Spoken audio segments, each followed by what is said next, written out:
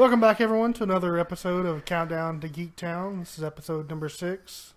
What's today? April 24th? Yes. How you doing, Jesse? I'm okay. How are you? I'm good. Who is this strange person talking over here? We thought we'd let Eric do the opening. Yeah, I don't like it.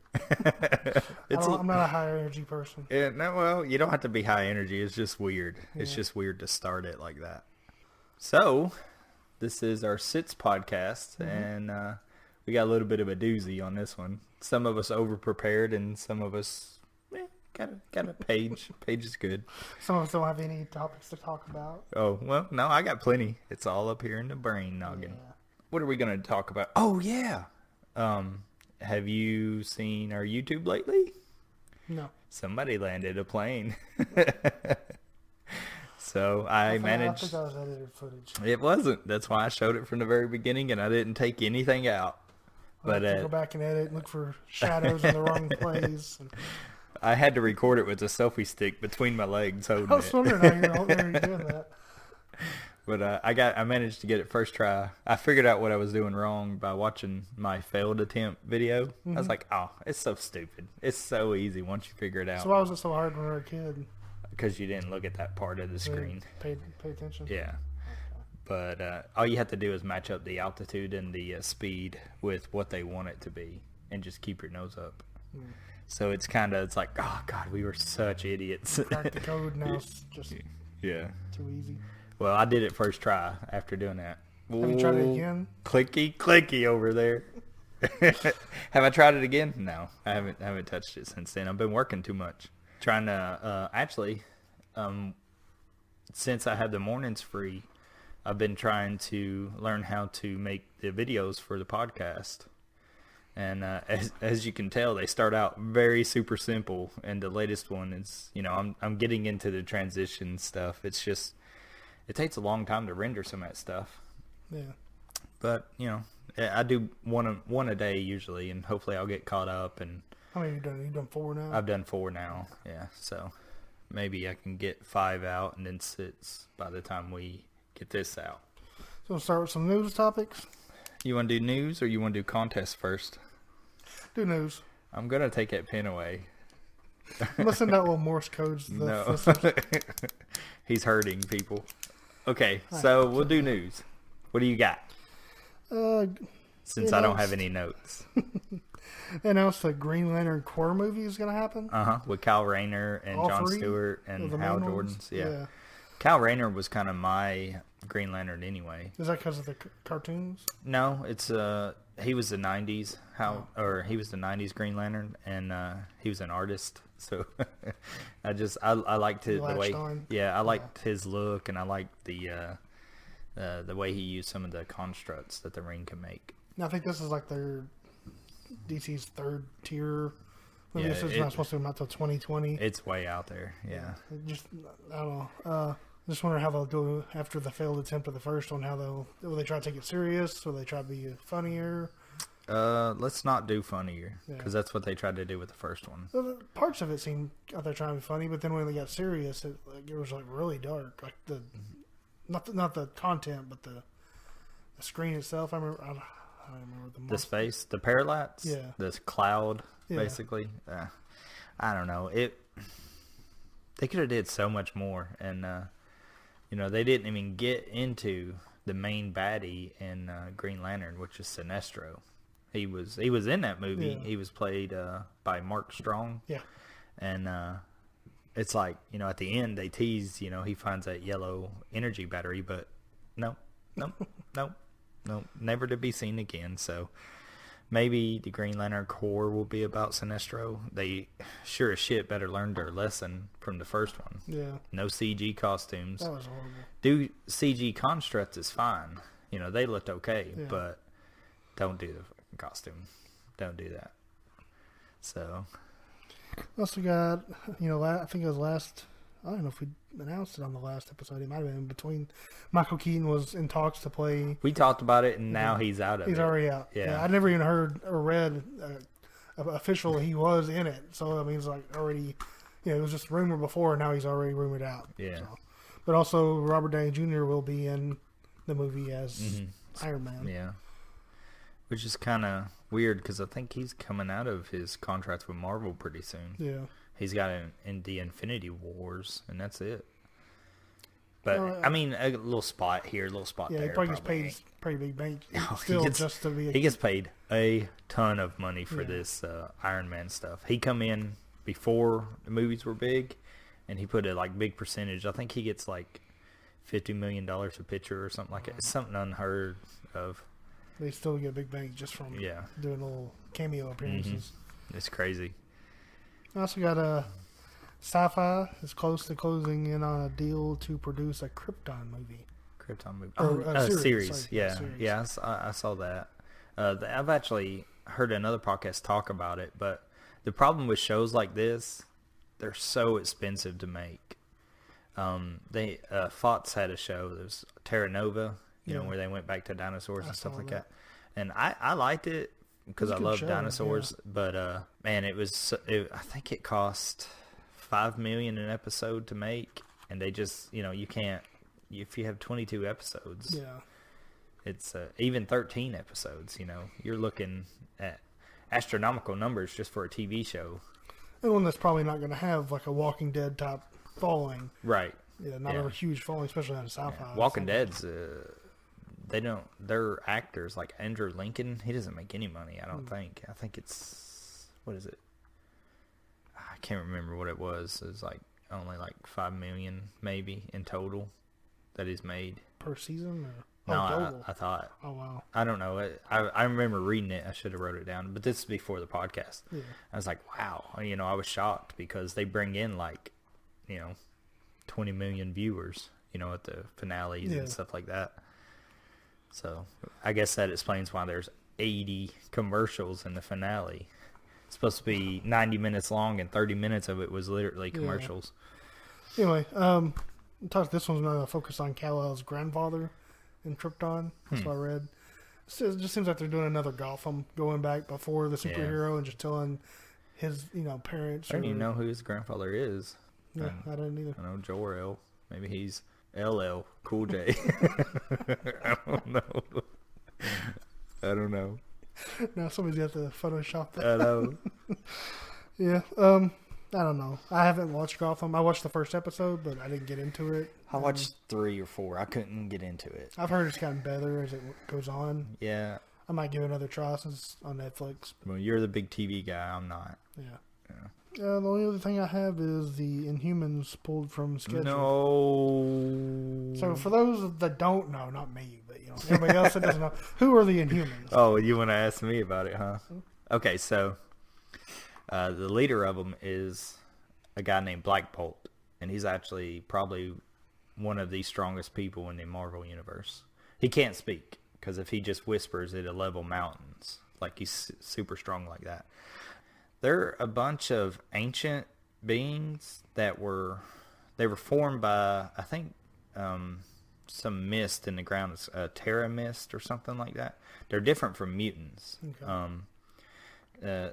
When their puberty hits, they go into these Terra-formed chambers, and you either develop the mutant powers that are in your cells, or you don't. And so you don't know what you're going to end up with. I only know all this because I watched the animated movie that I have about the Inhumans because I really wanted to learn about them. Because when I was reading the World War Hulk, they talk about how Black Bolt's the strongest person in the Marvel universe, and his home is on the moon. Well, when the Hulk comes back and he's mad, he destroys Black Bolt there. It's a crazy picture. He just beats the crap out of him, and everybody's like, "Oh no, we're screwed," because if he's the strongest, there's a really cool scene where Hulk says he doesn't want to hear him whisper; he wants to hear him scream. It's kind of neat. Again, I hate the art in that book, but it's still a pretty neat book to think if he unleashed himself like that. But so. I bought that movie because it's a little animated movie that Marvel put out. It's about the Inhumans, and the only thing that I don't like about that movie is they do it in little cinematics. They'll do an episode, then it goes to the end credits, and then it comes to the opening credits, and then they'll do another episode, and they're only like 10-15 minutes each to make a whole movie. It's really annoying. Oh, okay. Yeah, it's not a series, it's a movie. yeah. I was like, just make it a movie. I don't need the credits. It's like somebody took a bunch of series that like webisodes. Yeah, so it sounds like a webisode. And it got annoying there at the end of it, but it was still neat to read about something that I wasn't really familiar with. Mm-hmm. And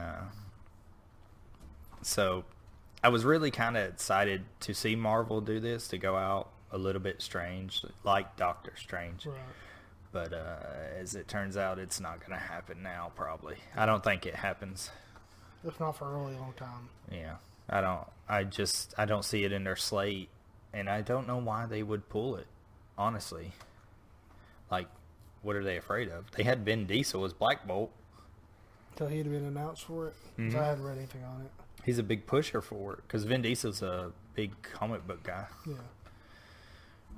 But yeah, that was really sad. I posted something about it, and I was like, no. Yeah. I was like, dang it, that sucked. So talk a little bit about something we both watched. It was like the Con Man. I didn't get to finish it, but I haven't yeah. either. It's a crowdfunded. I think it was Kickstarter. Might have been Indiegogo. Is it one of the ones that actually come to fruition? Yeah. Ugh. It was a little bit late, but yeah. they all are. But this yeah, is just a couple months. It's getting annoying right now when I understand they're not. That's why they're doing it, because they're not professional. They still want to make their own thing, but just keep updates. Let people know what's going on. When you keep pushing it back, but you don't give any reason why. There's got to be some kind of fallback on them. Yeah. Like, they can't just take the money and run like some people have done. Yeah. So it's kind of, you don't know, they're kind of ruining the name of crowdfunding. Yeah. Certain things come out, and then it takes a year and a half after it's said, which you can understand. Yeah. But when they don't come out at all. Yeah, I've backed about 5 or 6 different things, and I think out of those, one actually came out on time. One of them's a year and a half past due, but it's still working. Another one, I feel like they just took the money and run, pretty much. Yeah. And then I have like 1 or 2 that I actually completed. They're just late. So, anyway, Con Man is it feels kind of like a webisode type show. About 10, 12 minutes long, I think. Some I think they're around 12 minutes. Stars Alan Tudyk as essentially what Wash. it feels like the story of Firefly almost. Story of Firefly as the people behind Firefly. Yeah, real life. Yeah. Yeah. It's a show that got canceled, but was actually had a real big following. And this is following him going through conventions. And one of the stars got famous. Yeah. Which is pretty much like Firefly, Nathan Fillion. And Nathan Fillion plays that character too. And it's pretty funny. It's a good little show. I think they've announced season 2. Oh, really? Yeah. Series 2. It's really weird in some areas. Like, I like Alan Tudyk and Nathan Fillion for sure, but the support characters, they have, I think, I haven't seen Kaylee yet, or what's her name, the prostitute. Yeah, I don't think she's in it. I haven't seen either one of those in the show, but everybody else has been in it. I Kaylee pops up. Does she? Did Adam Baldwin, was he in it? I haven't seen it yet. I don't think he's in it either. Yeah, so but most of the characters, or actually, a lot of Preacher, he hadn't shown up either. Yeah, a lot of Josh Whedon people show up too. Josh Whedon's in it. Yeah, he himself is. But a lot of people in other shows like Dollhouse and stuff, they show up in it too. So. Yeah.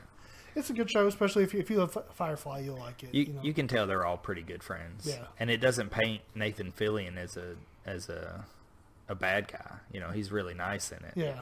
Like, he's just he went on to be famous, so he doesn't have time to do all the stuff that they all do. But he's trying to include his buddy, who wants nothing more than to be that person. Yeah. But at the same time, he can't stand interacting with people Fans so much. And stuff, yeah. And kind of tie into that, I don't think you watch Castle, do you? Yeah, I watched the first 4 or 5 seasons of it. Well, I mean, like, keep up with it. No. Oh, we watch it as it comes out. The woman that plays I don't have Becky TV. is leaving. Yeah, I heard about that. Yeah. And there's like a lot of fallout that is because her and Nathan Fillion didn't get along. So I was just wondering that. I don't know I him. don't see that. I don't see it being him because I see a lot of stuff posted by him. Well, he's posted that he respects her and stuff like that all the time. Yeah. Like he does nothing but support his co-star in that show. Because it feels to me kind of like she got too big. She thinks she's wants bigger to go out than and do the other show. things now. Yeah. And, Sadly, that happens. Yeah. A little bit too much, but she'll either flourish and take off, or she'll be wishing she kept doing it. She's good in that show, but to be 100% honest, the only reason I kept coming back is him. Yeah, that's the only reason I watch it. He's pretty Without funny. him, it's just another procedural cop show. With him, it makes it a little kooky. And I'm not huge on procedurals. All right, that's all I have. That's all the news that we had. Did you watch the new Independence Day trailer that dropped? No, I didn't see it. It's actually pretty good. You'll have to check it out. Maybe we can talk about it next week or something. But you did go watch Jungle Book. Jungle Book. Yeah, I liked it a lot. It was really, really good. Chelsea loved it. Really? Yeah. It's probably, off the top of my head, it's one of the best live action adaptations I've seen as far as like cartoon kids type thing getting adapted to the live action. What's another one? The Flintstones. What was a couple of other ones I saw? Flintstones. Cat in the Hat. Oh yeah, yeah. Dr. Masters Seuss of the stuff. Universe. Does that count? That doesn't count. Counts as an adaptation. What was it? The Grinch Who Stole Christmas. Yeah, Scooby Doo. The live action movie. They're supposedly all right. I remember briefly seeing them, but I don't think it's anything great. Yeah, Alvin and the Chipmunks. Squeakle. But it was a really good movie. All the animals are CG. All of them. Yeah, but it doesn't bother me. Like, they look good. They look decent enough. Yeah, it's Favreau too. Yeah. He did that Zathura way back when, and that was actually pretty decent too. It's the Jumanji successor or whatever. In space. Speaking of which, The Rock was signed on to be in Jumanji. Yeah, it was really good. I give it like probably 4 out of 5. 4 out of 5, eh? Yeah, I think so. Why don't you give me that pin? Nope. Son of a bitch. All right, so what do we have on the agenda here? We were going to contest time. It's been a week now. We posted it right after the last episode. Mm-hmm. The prize giveaway was just a bunch of random stuff. Tried to make it kind of a little bit of everything. Did we get any of that stuff in from the Etsy people yet? No, I've had about 8 people respond that were positive that said they wanted to. Mm-hmm. And I've actually had 3 or 2 that have said they've actually shipped some items. And so it's actually more than what was in that picture that you had posted. No, that's going to be a separate one. Yeah. Okay, so it's all that. Yeah, what's in the pictures what this giveaway Gotcha. So... And we'll have a little random name generator. So Eric took the time last night to get everybody who liked, shared, did all that stuff on all 4 platforms. Yeah. And he put it in this name generator thing on the web. Yeah. It basically it'll randomly select people, and I asked him if he'd done it before, and he says he's tested it out. So I'm gonna click it 10 times. Just to randomly, and the 10th one's gonna be the one that we. Oh, pick. Okay. So. Ooh. Ashley Epps. Ashley Epps, huh? Yeah. Big Epps' sister. Ashley M. Epps. I didn't even know she liked anything. She liked the page. Nice. Yeah. So we will send that out. We'll contact. We'll contact Facebook her. or whatever. Yeah. And as soon as we get the stuff in from the Etsy artists, we'll start a different contest. Start a different one. And this one will be specifically, you have to comment on our YouTube or share it. It won't be a broad thing like this, and it'll have to be just for this. It won't be everybody that's already liked the page or anything. Right.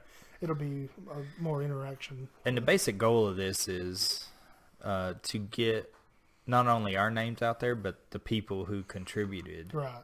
The artists through themselves. Etsy. Yeah, because it's hard to get your name out there. Yeah. So in the world of with the internet where everybody's trying to do something. Well, yeah. It's hard to stand out. Yeah.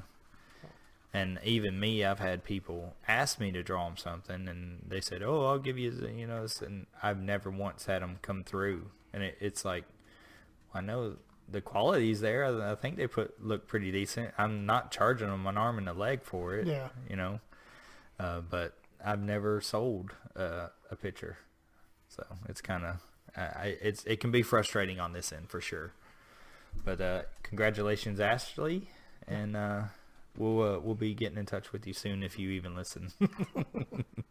But she did what she was supposed to, you know. Yeah. That's all we asked for. So, what shall we do next? You thinking? That's a wrap, isn't it? Huh? That's a wrap. No. Cue credit music. Somebody last week decided to drop some quizzes on me, and I was not prepared, but I did okay. But it still was horrendous. It was like a 40%. It was terrible. But so I thought I'd come back at Eric with a little quiz of my own, or maybe two. Definitely over-prepared for sure, but I didn't tell Eric what the topic was on this one, and I thought I'd go way out on a limb on something that I know he likes, but he didn't tell me to put it on it. He asked for Harry Potter, and he asked for Firefly. Well, I got Wayne's World. Wayne's World, folks.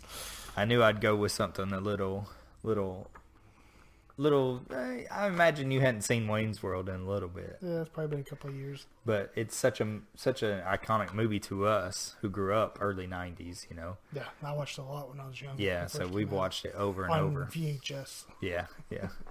So I have 10 little questions here, and they're not really hard. I mean, I'm going to be 100% honest with you. I took the test, and I think I missed maybe one or two. Okay. But hang on one second.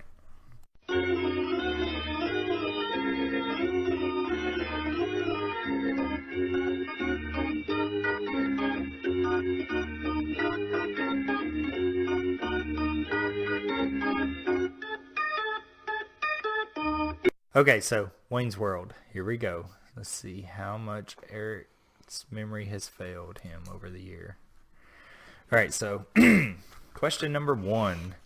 When Wayne gets his new CD player, he plays a song while Cassandra is in the car. Who is the song by? And they're multiple choice, so we're going Guns N' Roses, Rage Against the Machine, Red Hot Chili Peppers, or Nirvana. Ooh, folks. Now we'll say I got this one right. That's true. You'll say that for all of them. No, I'll tell you which ones I got wrong. See, all I can think of is when he puts in the, "Hey, Mickey, you're so fine, you're so fine." Well, that's neither. That's none of these, is it? Red Hot Chili Peppers. Right. Okay. It was between that and Guns N' Roses. He pulled that one out, folks.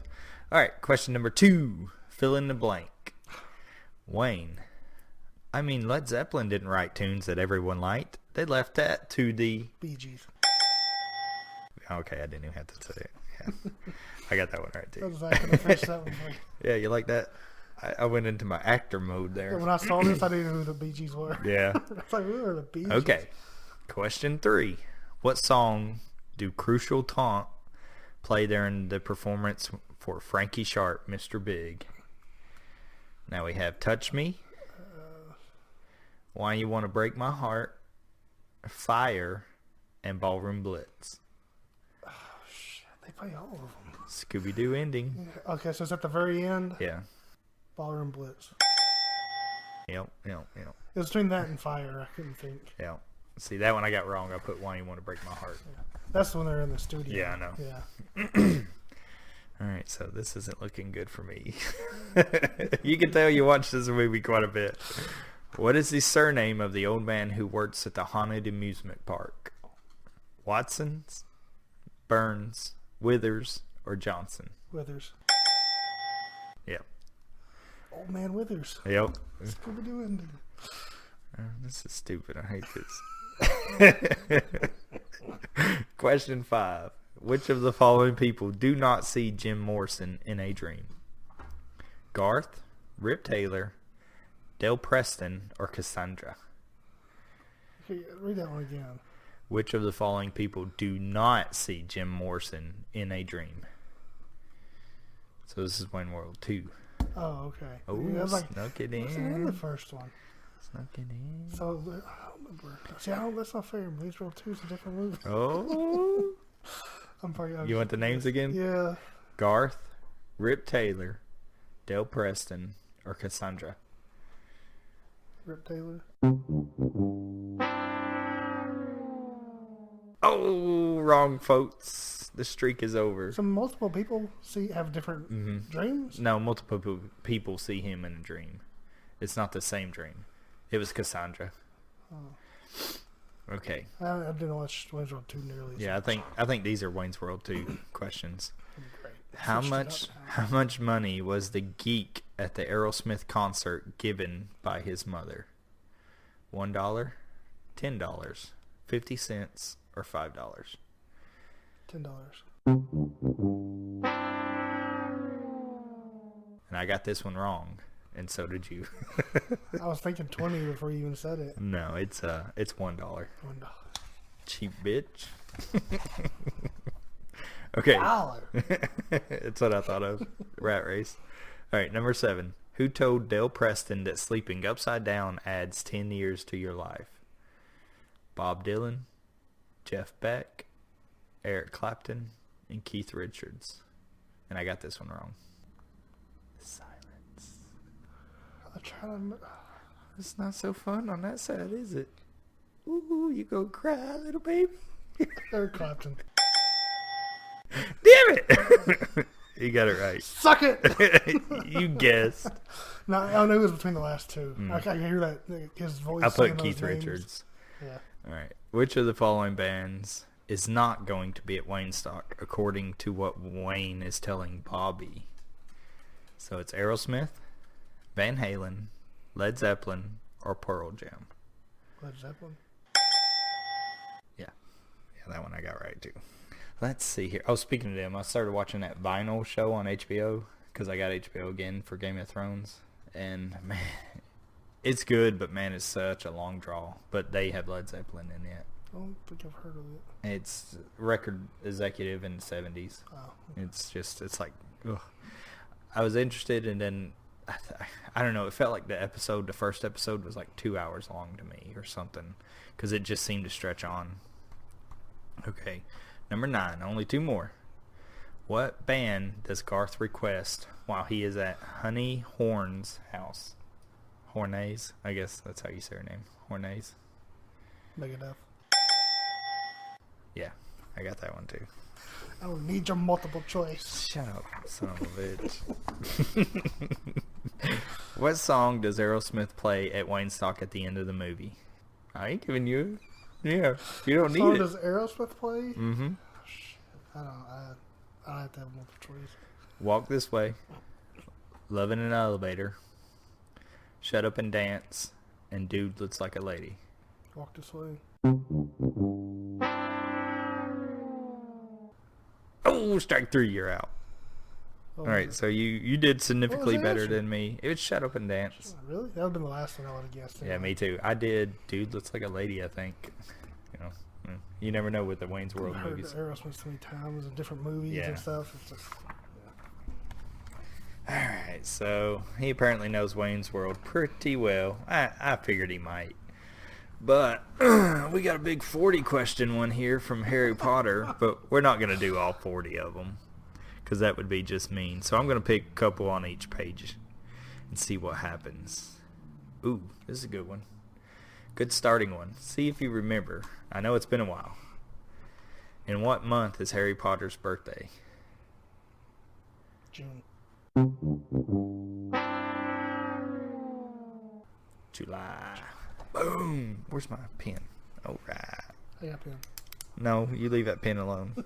All right, so. Bonus. What's the street he lives on? Privet. Oh, yeah, that's my name. That's how I remember it. I know. That's why I said it. Okay, another one. Ooh. I don't remember this one, but I didn't remember the first one either. The crowning of what? The crowing of which animal is fatal to the basilisk? toad, chicken, spider, rooster. Tabasco's the snake? Mm-hmm. Chicken. It's a rooster. Rooster. Yeah. Was chicken all the answers? Yeah. Did I just make that up? Yeah. Which is weird because I don't remember that in the I books. don't either. That's kind of neat though. One more from this page and we'll move on. What profession are Hermione Granger's Muggle parents? Was it multiple choice? Oh yeah, sorry. Chefs, dentists, artists, or doctors. I was thinking dentist until you said. Okay. Yeah, they're dentists. See how I didn't let you hang yourself there? So half point. Oh, what did James Potter's school friends nickname him? Padfoot, Prongs, Mooney. Okay. Yeah, I figured you might get that one. Deer, so I remember the prongs. Yeah. What is the name of the ancient Weasley family owl? Fluffy, Aragog, Hedwig, or Errol? Errol? Yeah, that one's right. It would have been harder if they didn't put, the other two, Aragog and Hedwig in it. Yeah. It's like, come on. I didn't read these before. No, let's not do that one. That was too hard. What is the name of Hagrid's giant brother? Gop, Carcass, Grop, or Golgamath? Grop. Yeah. Son of a bitch, man. I hate this fucking game. I couldn't do it if it was a multiple choice, though. I know them, but I don't know them without hearing them. Was mine multiple choice? No. You son of a bitch. No wonder. Okay. Who was Jeannie Weasley's first boyfriend? Multiple choice is gone. No, this one's pretty hard. Dean Thomas, Harry Potter, Michael Corner, or Draco Malfoy? Dean Thomas? Wrong. Strike three. It was Michael Corner. As, according to this test. Who has the job title the Keeper of the Keys? Dumbledore, Argus Filch, Hagrid, Professor McGonagall. Filch. Wrong. I thought so too. Who's the Keeper of the Keys? It says Hagrid is. Huh. I guess he's the groundskeeper. Yeah. But I think it's a joint. It's a shared thing. I thought Filch was half it point. too. No half point. Fuck that. How many brothers and sisters does Ron have? 2, 10, 6, or 8? 6. Yeah, you son of a bitch. No fingers allowed. No fingers allowed. What character lives in Spiner's Inn? Dumbledore, Sirius, Snape, or Voldemort? Ooh, it looks like he's got to poo people. I don't know. Spiners? Mm-hmm. Or Spinners. What was the answers again? Dumbledore, Snape, Sirius, Voldemort. Voldemort. Snape. You need to talking about where Snape lives. You need to take a trip to the old wizarding world. Yeah, I haven't been there. Yeah, I know. Like some people. Don't be jealous. All right, we'll do two more. How about that? Okay. Let's see here. Which insect is Rita Skeeter's animagus? Now this is going way back to book 4, I think. A fly, a beetle, a bee, or a ladybird? I'm just going to guess because I have no idea. Fly. No, it's a beetle. I just thought with her being a reporter, it'd be the fly on the wall. Yeah, fly on the wall. I see what you did there. Yeah. Because I told you. Smart ass. Yeah. All right, let me find a really hard one then.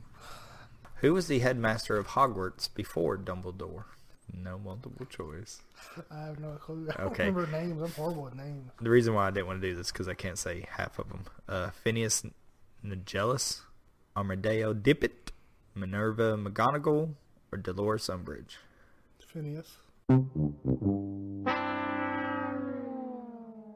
Nope. It was Armando Dippet. I don't remember that name at all. Me neither. So you got 7 wrong and 5 right on that one. I got about the same as you did. You got the same as I did. Son of a bitch. I shouldn't have did multiple choice. I forgot. I thought mine were, but I guess, they really weren't. So, damn it. All right, so you did pretty good on Wayne's World, that's for sure. Harry Potter is a big, broad scope. We might do a couple of those later on. Like we said, if somebody was to give us a quiz or something to take, it would be kind of neat.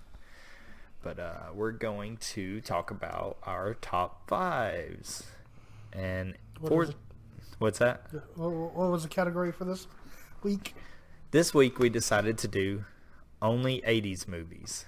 And they are the categories of horror movies, comedy movies, fantasy, sci-fi, and action movies. I'm going to start by saying this is our favorite movies, not the ones we think are the best movies. Right. So yeah. So that excuses a lot of my age. Well, like in horror, per se, I'm not a big horror fan. Yeah, I'm not. But I put movies down that scared me when I was a kid. Right. And we made a caveat, like, you could not overlap movies. Yeah, it can't be in more than one category. So, like, Alien scared the crap out of me. I wanted to put it somewhere else, or Aliens, so I didn't put it in horror. Yeah. So, that being said, I guess we'll start with horror. Okay. And I have about 5 pages of notes because I went ahead and I put down I just got all this off Google. I just put a brief summary of the actual movie in case, you might not know what the story of it is. And I put when it was released, and I put the budget of the movie and what it ended up making to see what was box office gold and what was it, right. And I put the name of the movie. I originally had that, but I had some free time there on the computer, so I did this last night. Yeah, I did this last night too. By the time you're at work, you're getting off work, I was starting my list. Well, I gave you 4 days on this. We talked about it. We gave it 2. Well, it's still more than 1.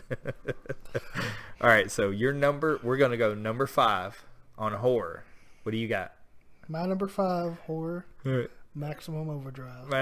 Oh man, I forgot about Maximum Overdrive. For stuff like this, I can never remember anything offhand, so I have to search lists. I had to search like too. I always try to find a big one, like a top 100 or something. And it did not bring that one up in mine. I would have put it probably. I think it was on Google, is right at the top where you can scroll sideways. Well, my number 5 was on Google. Okay, well, wait a minute.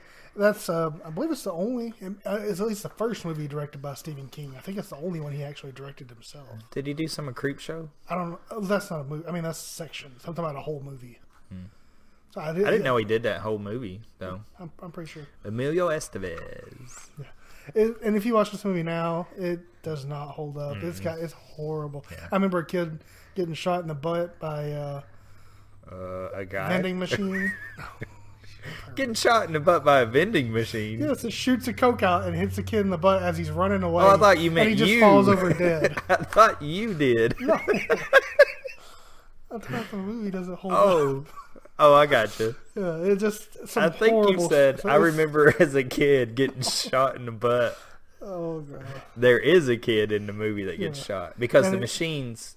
Isn't it like a asteroid or a comet or something coming across, and it causes all machines to run themselves. Which I think was the Romero's zombie thing. Was a comet was in the atmosphere. Yeah, he probably just stole that. Yeah, but it's just like it starts that machine starts shooting out. I just remember the truck cans and killing. I remember the truck. No, it was electric knives and lawnmowers and everything. Huh? Yeah, it's not a good movie. I can still watch it because it's funny to me now, but as a kid, it was a horror movie to me. I do remember one creepy scene in that where they're at the ball field and there's like a lawnmower or something like that. The steamroller. Yeah. It runs right over a kid and just flattens him. No school today. Okay. What was your number 5? It's equally as bad. I remember I said it scared me as a kid. Do you think you know what it is? The hole? The Gate. The Gate. Yeah. I can think of the name of it. It's that one. So if you go to YouTube now and you watch the trailer to The Gate, it actually looks pretty decent. It looks pretty good. But oh man, That's where it ends. Yeah, this movie is kind of bad if you didn't see it back in the day. It got probably a 5.9 on IMDb, so that's that high. Yeah, it's pretty high. But it I see it pop up in a lot of cult classic. Mm-hmm. And it was released in '87, and it made $11 million, almost 12. Wow. So I guess that's, I don't know. Some of these '80s movies, they didn't do well or they did astronomically well. Like, it's crazy. It's like nobody went to the movies at all. And now you look and a movie flops if it doesn't make $1 billion, according to Warner Brothers. But I mean, some of these movies got 3 or 4 sequels to them. Like, it's crazy. Okay, so that was mine, The Gate, and we could probably, just make a little list of like all the YouTube links or something like that for all these obscure movies for sure. My number 4, Evil Dead 2. Ooh. See, I was gonna put these on my list and I didn't, and I think they're not scary to me.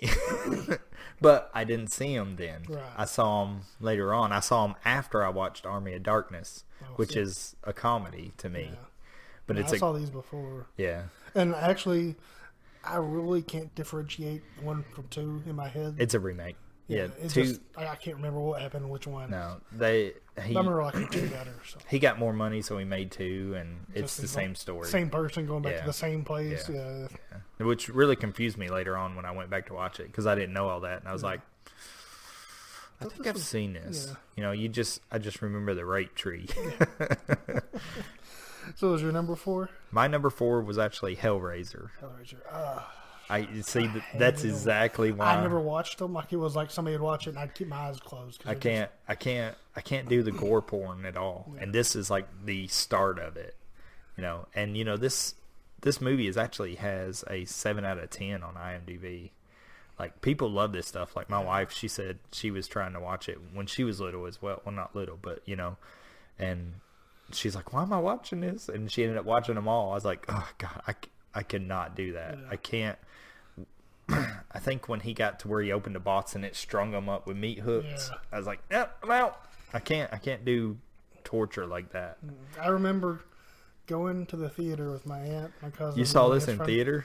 One of them. I don't remember which one it was. And it was, do you want to see Hellraiser? It was one of the sequels. I don't know which one. Or Crocodile Dundee 2. And I was like, Crocodile Dundee! And everybody else, no, let's see Hellraiser. So I sat through a whole movie with my eyes closed, essentially, because it terrified me. Yeah. Poor little Eric. Yeah. Him crying in his little cowboy boots. Probably was. All right. So, your number 3 on Number 3 is considered a horror movie. Uh-oh. Gremlins. I saw it on there. You wouldn't show it to your kids now. I mean, you watch it, like, there's some pretty... We watched it Christmas Eve, I think. My wife and I, like, good gosh. I mean, movies were a lot different back then. Yeah. Like, now everybody's the pussification of the world. You hold a little kid's hand for everything. Yeah. But it's like, holy crap, some of the stuff they do. And it's like, oh, no. Yeah, so, I mean, it's considered a horror movie as far as, like, it popped up on all the lists I brought up for the 80s horror movies. He does have a chainsaw in it. The Spike or whatever his name is. Yeah, some people do die in it. So. Mohawk. But I mean, as far as I really liked it as a movie, so I put it there. Yeah, I like it still, but not as a horror movie. Like, we watched it at Christmas time because it takes place at Christmas. Yeah. And the second one goes even more off the rails. The second one's on. Yeah, it's just straight. It's like my number 3 is A Nightmare on Elm Street. They're all kind of the same bunching, just people are killed in different ways. Yeah. But as a kid watching this, it's like, holy crap, as I've stated before, I've watched some of these stuff when I was way too young. Yeah. Like, I didn't watch the Disney movies and stuff like that. I watched sci-fi stuff. Well, this kind of fell into it because I had older cousins who watched this stuff, and I was hanging with them. So for me to watch this movie and then try to go to sleep when I'm 8 years old, it was not easy to do. Yeah. See, I wasn't allowed to watch pretty much any horror movies. So movies like this I went back and saw when I was in my late teens. Probably. Right. And they don't hold up as much. No. And it's hard to watch stuff like that. Yeah, they're satires now. They're funny. But, I mean, the movie made money. And so I guess that explains why they did have like 14 sequels to it. He also launched the career of a certain person. Was that Johnny Depp's first movie? Mm-hmm. That was his first movie, actually. First main movie. Mm-hmm. And, you know, it only cost $800,000 to make that movie back in the day. And it made $25 million. Yes. So, I mean... You can see why they made so many sequels. Some of these movies their budget are crazy small. Yeah. To think they did so much with a small budget. And then we now have... Batman Superman costs like $500 million to make. They spend like $200 million to market a movie that you know they don't need to market at all. No, people are gonna watch it. Yeah, it's ridiculous. Well, it's just the game. It's the system. Yeah, and it's stupid. But number 2. My number 2. And then this is another movie I actually went back and watched later, but it holds up. Do you want to try to guess our number 1s in each category? We can, but we're not gonna get them. Oh, okay. This is my number 2. Aliens. I put it in my horror category. Ooh, aliens, huh? What you like about aliens? I could do a whole podcast on it. I've only seen it like twice. Because like I said, I didn't go back and see these till like 4 or 5 years ago. I remember the first time I saw this movie. And it will come up later in my list, but not in horror. Yeah. But I remember the very first time I watched this. It was it was right after a Super Bowl. And it was the one where the Bills, their kicker missed. I was going to say, the Bills lost? Which one was that? Well, they did. They went 4 years in a row, which is ridiculous. That's crazy. And they never won one. But their kicker missed the field goal. And I was a big Bills fan because I loved Jim Kelly. You know, he was my quarterback, you know. Yeah. But I just remember watching it, and I'm sitting on my coffee table. And I guess it was, 89, 90 at that. So I was 7, 8 years old, and I'm watching this guy, and he misses, and the game goes off, and right after that, a movie starts up, and you know we were on winter break, so we didn't have school, so I was able to stay up and watch it, and the movie starts up, and the opening screen is the Aliens logo. You know how it all rolls and opens up and it gets to the eye and it just goes all white. Mm-hmm. I remember that vividly. And then I remember scaring the shit out of myself watching that movie because I was the only one up watching it. Yeah. And I was way too young to watch it. But it did not make that list because I have since watched it like maybe 11, 12 times. Probably more. A hard time picking enough horror movies. Mm-hmm.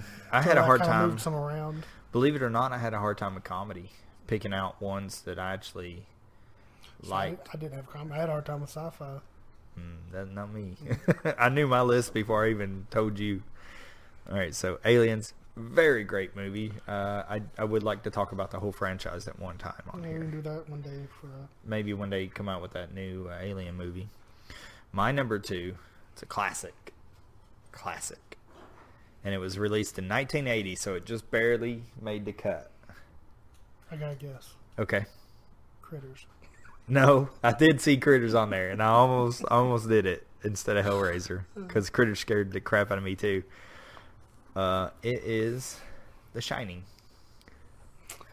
by Stephen King and Stanley Kubrick. I didn't see till probably within the last 10 years. I remember watching it when I was probably around 10 years old with my cousins, and of course I can't get everything in that movie at all. I just remember the maze at the end mostly back then, and I remember all the snow, but I remember it scaring the crap out of me because this guy's like trenching and he can't walk right, and he's got an axe and he's chasing this little boy. I remember more of the Simpsons Treehouse of Horror episode than I do of that movie. Yeah. The shitting. Do you want to get sued? But that movie was made with $19 million, and it made 44. And these are all these are all the box office back then. It's not it's not adjusted or anything like that. And let's see. I did read that he wrote the story for that movie where he stayed in a hotel that was fixing to close down for the winter, and he was the only one there, and he just came up with the whole thing. Yeah, that's a pretty creepy story for sure. Yeah. All right, Eric. Number one.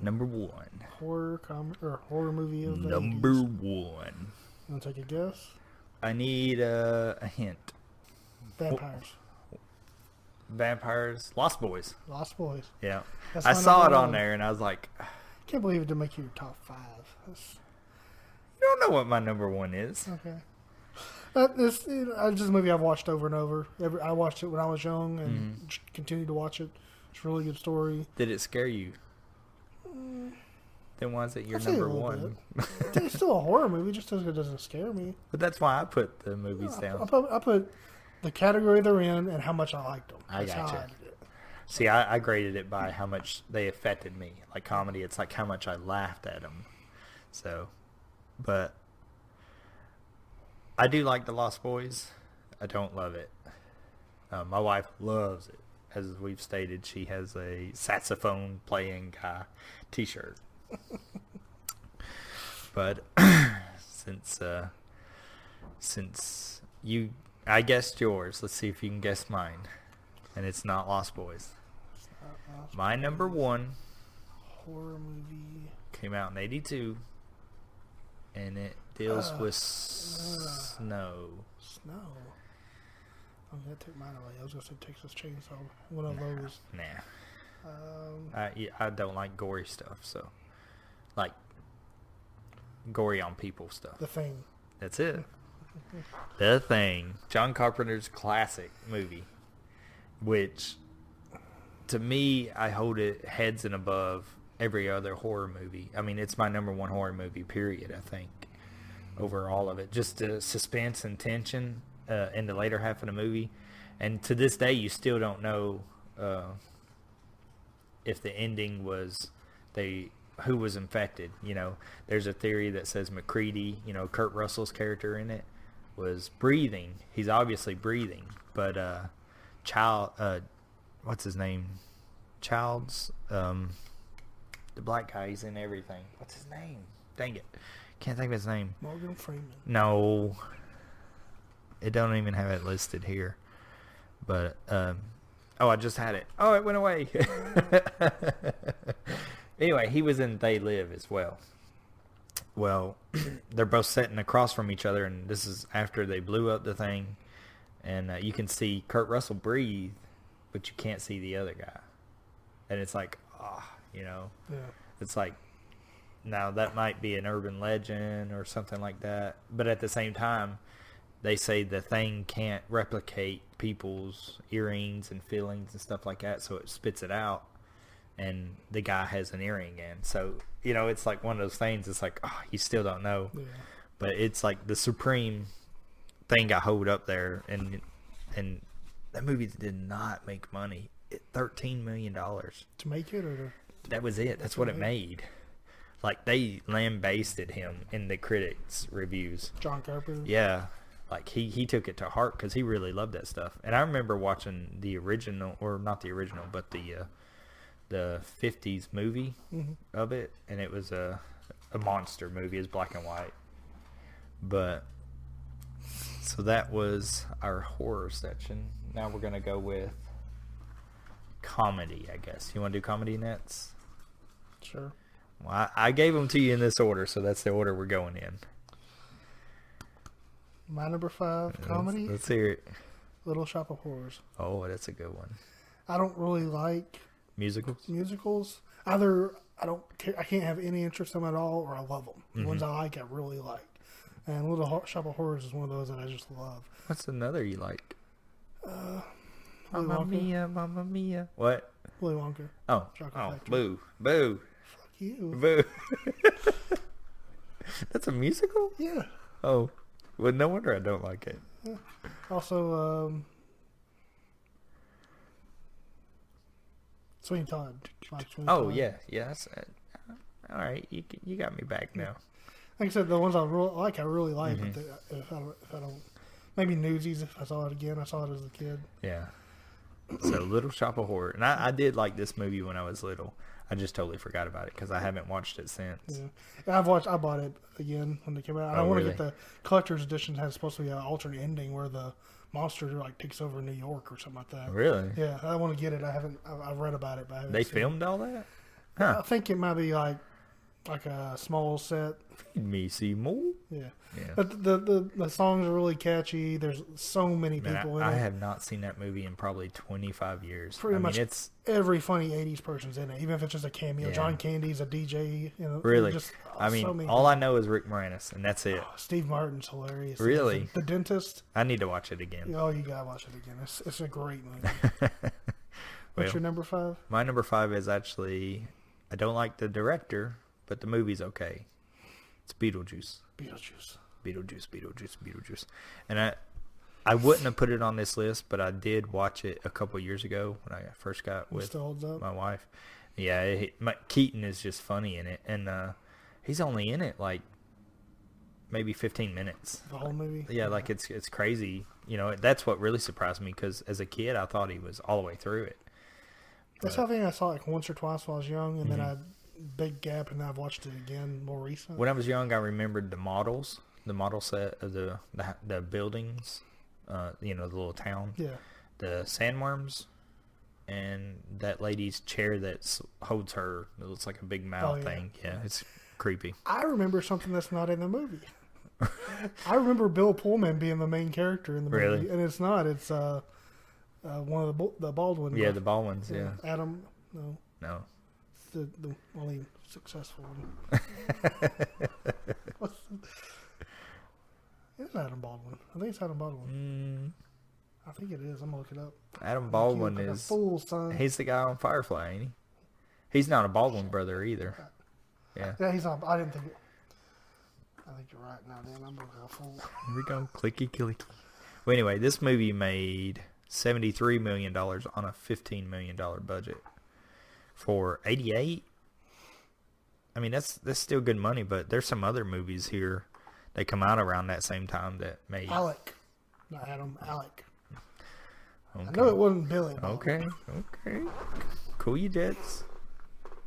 What's your number 4, son? My number 4, Spaceballs. I had Spaceballs, and no joke, I had it as number 4. Right. But I changed it when I put Beetlejuice in. I changed my list a bunch after going through all the different lists. I think it's probably the first parody type movie I ever watched. That's the first one I saw. Because I thought it was Star Wars. Yeah. I was like, what? What are these guys with a pick in the desert? Yeah. It's like, we ain't found shit. And then the swords and all the merchandising and all that. It does such a good job of parodying it, but still being a good watchable Pizza movie. the Hut. Another John Candy movie. Mm-hmm. It's 2 out of 2. And he plays Bart? What is it? Wolf? Bork? I don't Wolf? know. Something I think like it's that. Wolf. Yeah. But it's really good. And this one has Bill Pullman in it. I was like, who's the guy? I didn't do this on purpose either. Yeah. What's your number 4? I almost put that as my number 4, but I replaced it with Bill and Ted's Excellent Adventure. You can't go wrong with that. I do like Bogus Journey better. Really? Mm-hmm. But I like that one better because there's robots in it, and the end song on Bogus Journey is the only Kiss song I like. That God Gave Rock and Roll to You. But I think it was 90, so it didn't make the list. But this one actually made money. It was made for $10 million and it made $37 million. Wow. So that kind of explains why they did a second one. But if you haven't seen it, it's where they go back in time and they get all these people for a school report. Yeah. And it's Bill and Ted. Come on now. It's a dumb idea, but it works so well. Yeah, it's just how they play it. Wild Stallions and George Carlin. You can't do wrong with Rufus. Yeah. It's sad he's not going to be in the new one when they do it. If they ever get around to it. Yeah. We've been talking about it for a couple of years now. Yeah. But Bill and Ted. Okay, number 3. My number 3, and I could have put so many different Tom Hanks movies here. Tom Hanks. You want to guess which one I went with? Tom Hanks. Big?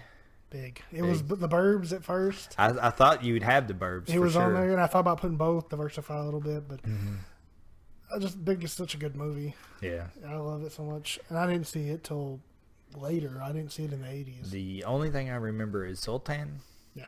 And the keyboard. The keyboard on the floor, the dancing. Yeah. What's that store called?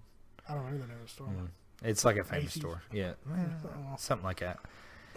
But, yeah, I saw Big on there, but unfortunately I haven't seen it since probably the 80s or early 90s. So I didn't have enough memory of it. Yeah.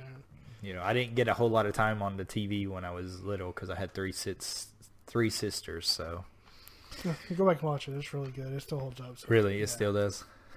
What's your number 3? My number 3 is Ghostbusters. I thought about putting it on my list, but it just didn't make it. Ghostbusters didn't make your list? No. Not even 5? No. Ghostbusters is really good. I don't have the nostalgia that everybody has for it. I saw it when I was little and I liked it, but I didn't just. I don't have a huge following of it, but it's right in my wheelhouse. It's sci-fi, it's comedy. Yeah. I did watch it as much as I could, but that's not saying a lot. And, you know, there's no Dana, only Zool kind of stuff. But this movie made almost $300 million. Wow, I can't believe it. In 84. That's, I mean, it was a hit. It was massive. But let's do our number 2 in comedy. Number 2, it could be my number 1, and my number 1 is not. I don't even know why I put it there because it really should. It should be in another category. My number 2 is Caddyshack. I seriously almost put this as on my list, but I didn't. I've seen this movie so many times. It just. Oh, I can watch it over and over. Oh, golly, I'm hot today. Winter rules. Yep. Say that every time I play golf. Just kick the ball. Winter rules. All right, so we're big in golf, so it might hold a little special place in us. And plus, your dad watched it every day. I think that's why I liked it so much. Just, I was going to watch it whether I liked it or not. So. It's a good, funny movie, and it still holds up, but I don't think it would hold up to someone who's never seen it. Probably not. It'd probably just be another dumb 80s movie. Dumb 80s movie. Yeah. But if you're from that era, it's pretty damn good. What do you got number 2? My number 2, it was written by John Hughes. Planes, Trains, Automobiles? Nope. See, I almost put that on my list. I did too. Number 2, National Lampoon's Christmas Vacation. It was in the 80s? Mm-hmm. It never popped up on any of the lists. I had Vacation on my list at one point, and I took it off. Well, there's no year here, but I think it was like 88, 84 probably, maybe. But oh God, I know you love that movie. I didn't realize it. How could you not love this movie? It's so fun. Every year you got to watch it. You know, people will put on A Christmas Story. I put on this, and I did it for work. I put it on their TVs at work. You know, so I mean, God, I mean, I think I like Vacation better. Shut your mouth. Shut that filthy mouth. Just maybe I just watched it more. I do like Vegas Vacation quite a bit. I hate Vegas. Where can I get some damn bait? I never liked it. I actually liked European Vacation, which a lot of people didn't. You can't beat Christmas Vacation. I mean, there's so many good things in it that, you know, it's just. Have you watched the sequel or the newest one that just came out? Vacation? Yeah, with Thor in it and all that. Yeah, I've seen it. Did you like it? It's all right. I think it was a fine movie on its own. Mm-hmm. It didn't need to be a sequel. Mm-hmm. You know, that part of it didn't hold up to me, but the movie itself was. They had some funny parts in it for sure, but you know, there's some also really dumb parts in it. It's so hard to catch that lightning in a bottle or whatever. The something that worked, you know, years ago. It's hard to go back and make a sequel. You can't go back, and this is what scares me about Ghostbusters. Yeah. It's a new era, but I mean, I like the look of the movie, but I don't know. I feel like if you're gonna do it, just do a reboot. Mm-hmm. Don't try to make a sequel 20, 30 years later. Well, they tried that with The Thing. They did that in 2011. They did this sequel prequel with The Thing. Yeah, it's it's got the blonde dude from Not Another Teen Movie. Oh, what's his name? Yeah. The one that was in Dumb and Dumber. Mm-hmm. And it's got the girl from Scott Pilgrim Saves the World. Kate Winslet or whatever her name is. Kate Winslet. It's Mary something like that. Yeah, Mary Winslet. She's in 10 Cloverfield Lane. Yeah. But she's the main person in it. But okay, number 1 comedy. You gonna give me a hint? If we had the same one, it'd be great. It's not. I told you I shouldn't even be in this category. Oh, you're probably gonna kick yourself when you hear mine. Then let's switch it up. You go first. No. I have Back to the Future too. Do you really? To me, they're just comedies. To me, they're I know it could fall in sci-fi because it is, but it's also a comedy. And I watched 1 and 2. I actually have 1 and 2 written down because I couldn't really make up my mind. Yeah, it's kind of hard to choose between them. Now, 1 does make my list later on. I could have put both of them in this list. I could have put both of them in my sci-fi list too. I tried not to cheat like that. I really wanted to a couple times, especially on the sci-fi. I wanted to put 5 and 5, but Back to the Future too. I look at my sci-fi list now, and I'm like, why is this over here? Because my sci-fi list is, you can tell it's movies I like. Movies. That's what this list is. Yeah. I mean, I read these out to my wife last night, and she's like, "That is definitely you." I was like, "Well, yeah, that's the point of these lists. It's to, this is who I am. These are the movies I like. They molded me, whether I liked it or not, throughout my whole life. And so you can take that as it will, But my number 1. You guess? Am I gonna get it? Maybe. I mean, is it not weird? No, it is. I was the main character for Halloween one year. H.I. McDonough. Raising Arizona. I didn't even see that. Raising Arizona. Probably one of the funniest movies I've ever seen. Yeah. I love it. If you haven't seen it, it's Nick Cage. Early Nick Cage. I don't think he went by Coppola then. Like, I think he changed. But it was 1987. And man, oh my God, this movie holds up. It's the Coen brothers. Yeah. So that tells you all you need to know. I mean, it's crazy, goofy, funny. And if you haven't seen it, you do yourself a favor and watch it. It's just a good movie, even in itself. Yeah.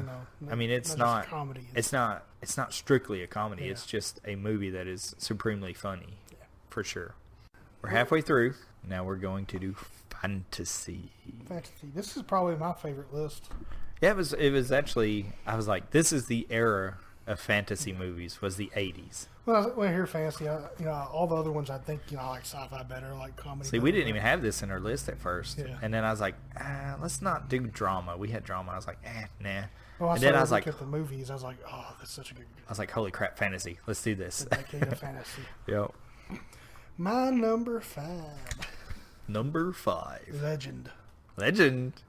Oh, that's a good one. Some of the movies, like, when I watch it now, it's like, that's kind of dark for a kid. Oh, yeah. That demon that gave Tim me nightmares. He is the best devil. The best ever. Incursion of the devil. Ever. I literally had a nightmare, a same reoccurring nightmare I've had several times. With him. And I actually used to sleepwalk a lot. Mm-hmm. And I woke up on the neighbor's yard in the snow. I had sleepwalk because I had a bunk bed. I walked down the bunk bed, through the house, out the back porch, and in the neighbor's yard from a stupid nightmare. Yeah. That's so weird. The devil be calling. Yeah. Legend. It's a good story. Tom Cruise, one of his first movies. I think it's his second movie ever. I think, yeah. He still had jacked up teeth in this movie. Yeah. But it's really good. It's got the girl from Ferris Bueller's Day Off in it. It's Ridley Scott. I mean, it's a beautiful movie. I mean, you could not do any better than Ridley Scott. And he's going to show up quite a bit in my list. This list? Once in this list and once in my... Sci-fi. Mm-hmm. Yeah. So... Your number 5? My number 5 was not Legend. It's a little higher on my list. I'll go ahead and tell you that. Wow. My number 5 was actually Highlander. Yeah. And which... This movie, it is quintessentially the 80s. It's got awesome Queen song that goes with it. But for the life of me, I can't understand why they kept making more. Because it said the budget of this movie was $16 million, and it only made 12. Wow. And they did 2 sequels and 2 TV shows for this. It must just be that people took a liking to the premise of the story. Yeah. And just pushed it. I mean, I remember watching Duncan MacLeod, the TV series that was on USA, as a kid, anytime I went to my sister's house. Is it Christopher Lambert? Christopher Lambert and the big Krogan guy. Basically, you cut the head off somebody and you gain their power. Yeah. And there can be only one. There can be only one. And there's actually a funny thing right now because sadly, all these celebrities are dying. Prince is dying, China died, all that stuff. Mm-hmm. Well, there's... I know what you're going it cracked me up. It's Keith Richards. Yeah, it's a post about Keith Richards. He said every time a musician dies, he experiences the quickening, and it shows him like got lightning around it. Oh, it cracked me up. Cover art. Yeah, it cracked me up. But yeah, Highlander was my number 5. My number 4. Yes. The Never-Ending Story. Really? Because it's my number 4. Is it really? Yeah. Yeah. It's Bastion. I think if you don't have that nostalgia for it, it wouldn't hold up. This movie, it's a kid's movie, but it's supremely dark. Man, when that horse died, it tore me up inside. I still cry. Atreyu? Yeah. Isn't that the horseman's name? I'm pretty sure. He was in the Bog of Sorrow or something. Artak. Atreyu's the boy. Yeah. When he's in the Bog of Sorrow, the horse gives up. Like, it doesn't want to keep moving, and it just drowns. Oh, God dang it. Make me cry now. But this is another movie. They made 2 sequels to it, and it cost $27 million to make, and it only made 20. Wow! And you know who directed this movie? Wolfgang Peterson. You know what else he just directed? No. A whole bunch of stuff. But I knew the name. He directed Troy. Wow. Yeah, which that's the big movie I know him from. But he's directed a whole lot. But this is. I think this is one that was not shot in America. It was like a overseas production. Yeah. And that's what's so weird about it. It's like, God, I can't. It's such a good story. And the story itself is just like the first chapter of the book. I tried to read the book, and it literally feels like it never ends because it just kept going, and I thought it would be just a story. Mm-hmm. So it's literally just that one story, first chapter. Yeah, it's crazy. So I guess they had a lot of source material to pull from or something. I just pretend like the sequels don't exist. I didn't like them. You don't like Jack Black? No. And the third one? Just didn't care for him. Yeah. It's hard to keep going when you recast people. And All right. Since we don't have to do my number 4, we just did it together. Let's see if number 3 matches up. I doubt it. I don't know. My number 3 is The Princess Bride. Yeah, it doesn't. That's not on my list. I think it'd be on your list. I didn't watch that until Ben showed it to me. I honestly don't know if I watched it till then either, but I Really? love it. It's just, that's about close as a love story too that I like. I don't get really sappy, but that's about. You're a big sappy son of a bitch, aren't you? That's to me, guys, a man's love story. It's really good. I'm not gonna lie. I wanted to put these other movies on here, but if I had a number 6, it'd be The Princess Bride. There's so many quotable lines in this movie, and it's Andre the Giant. Yeah, he's like, I'm used to fighting 8-10 people. But Dread Pirate Roberts, there's all kinds of stuff. And inconceivable. This movie actually reminds me of The Never-Ending Story. It's being read, it's in a book, all that stuff. So I kind of put those together. It pulls you out of it with the story. Yeah, I didn't think about that. Yeah. So my number 3 is not that, but it is Willow. Matt Mardigan. If you've never seen Willow, the story is by George Lucas. Mm-hmm. The director is Ron Howard. Yeah. And it's really good. It follows Wicket, Wicket from the Star Wars movies. What's his name? What is his name? The little short man. Warwick Davis. And such a cool name, Warwick. Yeah. And in this movie, he's trying to be a sorcerer. Is that right? Yeah. And he's a wizard. Yep. He's trying to be a wizard, a great wizard, and he's got all these people that hate him, and it's got Val Kilmer in it, and it's just so many good things in this movie. Like, it was ahead of its time in special effects. It was from the wheelhouse. This is actually going to be in my list when I was looking for top flop movies, because I know it didn't make good money. I know they consider it a failure. Really? From what I read, yeah. It made $57 million. How much did it cost? It has no budget listed. Okay, so I remember reading there's another podcast or something like that. It was a big flop as far as how much it cost. Maybe they just thought it'd do good because Lucas could do no wrong as a story man. I mean, he did all kinds of stuff. Maybe it had low attendance. I don't know what it was. But I love Willow. Yeah. I mean, it did. It's sitting at probably about 48% on Rotten Tomatoes. Critics just don't like anything I like, so I just gave up on that. I should be up in the 80s at least. Yeah. So that was my number 3. My number 2? Number 2. Willow. I figured it was Willow. I knew it was getting close. I was trying to think. I was like, I know it was a good contender for number 1. Willow was just one of those movies I watched over and over, and it was, it was kind of scary. Those trolls and everything were kind of. But as a kid, it had a little bit of everything. And I just loved it so much. There's a lot of quotable lines in this movie as well. Val Kilmer's like my action star for that movie. Yeah. He's pretty awesome in it. So my number 2 is actually Legend.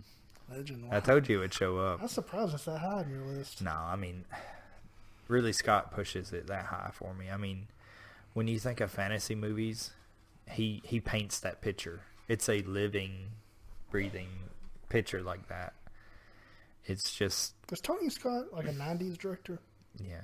Okay, I was like, why is he any of his movies in my list? Yeah, he was real big in the 90s, and then he's recently passed away, actually. He suicide, so that's kind of sad. Sorry to interrupt you. But this movie, Legend, was a flop too. $25 million to make, and it only made 23. Wow. But a lot of people have never heard of it. When I bought it, I bought that special edition, and I show it to people, and it's like, what is this movie? And it's just what I grew up with. Is like I watched over and over again. But people have seen that devil and not know where it come from because it's that iconic fantasy. Number 1. You should be able to guess mine. I don't know. Really? Will you guess mine? No. I won't be able to guess yours. You're fucking weird. You really don't go on? I thought you'd already know. How can I guess yours? You didn't even give me a clue. You shouldn't need a fucking clue. Fantasy, the 80s. It's not Phantasm, is it? That'd be horror. I know. That would be terrifying. I know. My number 1 fantasy movie of the 80s, Labyrinth. Yeah, I knew it. I was trying to drag it on. Yeah, whatever. You didn't know shit, bitch. I have this shirt. I was like, Eric is definitely putting this on his list for sure. Yeah, that's always been one of my favorite movies of all time. It's definitely in my top 5, probably.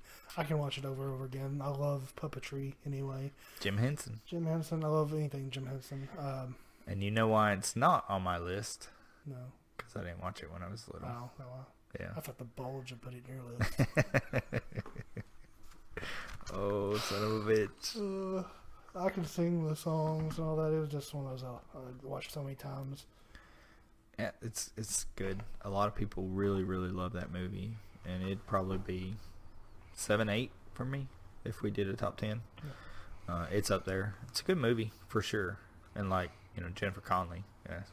Serious crush on her as a kid. I don't know why I didn't watch this movie, but I guess my sisters just weren't into the fantasy stuff. They watched Dirty Dancing over and over and over and over. So, do you want to take a stab at my number 1? It's supposed to be some kind of Yeah. I don't know. Fantasy? Lamentations of Our Women? Oh, Conan? Yep. Conan the Barbarian, number 1. I don't think I even watched that movie when I was a kid. Really? Yeah. I remember Thulsa Doom. I remember all that stuff. The music in it is spectacular. I remember all this stuff. And weird looking Tommy Lee Jones, another 3 name. James Earl Jones. Yeah. Thulsa Doom. Yeah. It's kind of weird. Like he doesn't a have bad guy. long hair or something like that. Yeah. Just I remember seeing it so many years later. He turns into a big giant snake, and This isn't the one where they go to the castle and through the water and go inside. That is? Okay, I thought that was one of the sequels. Yeah, they he's got that war paint on him and stuff like that. It was the start of Arnold, pretty much. It started his mania. I mean, for 10 years, he was just box office gold. Yeah. This movie made $80 million in the theater. Wow. I was like, wow. And it was 82 made $80 million. So that was pretty high up. It's pretty awesome. We get two more. Which one? We got two more. We're gonna end with action, and we're going to do sci-fi now. This is your weakest list. Yeah. I just felt like you weren't big into sci-fi back then. Yeah, I don't think I watched hardly any of these when I was little. So. And this is all I watched. Yeah. So I like sci-fi now 100 times more than I did then. And sometimes it's just hard to go back and watch those movies. But my number 5 is a movie I did watch during this time. Not a kid's movie. I would have been a kid, in the 80s. The Wraith. Oh, yeah. Charlie Sheen. Yeah. The Wraith. Yeah, you rape his woman and kill him, and then he comes back as... When we first met, I talked about this movie, and we saw it on DVD. I watched it when I was a kid, but I mispronounced it. I always call it the Wrath. The Wrath. The Wraith. Yeah. I just remember that car, that Lambo, I think it is. Is it Lambo or Lotus? But I don't know. I think it's Lambo. Man, it's just, it was so awesome. It's so bad. It is such a bad movie, though. I haven't went back. Yeah, when I first saw it on DVD, I bought it, and it was like, holy crap. And then I think it's Charlie Sheen's first role or something, and you don't even see him in it. Yeah. He's just credited with it. Okay, my number 5. It's an animated movie. Transformers? You got the touch. I just popped my mind. You got the power. Yeah. Yeah, so Transformers the movie. I mean, Transformers is huge. That should have been one I was watching. I don't remember watching it that much. They killed Optimus Prime in this movie. And, now as an adult, going back and watching it, I know why they did what they did in this movie. If you go back and watch it, there's no big names in it because they're trying to sell new toys. That's all this show was about.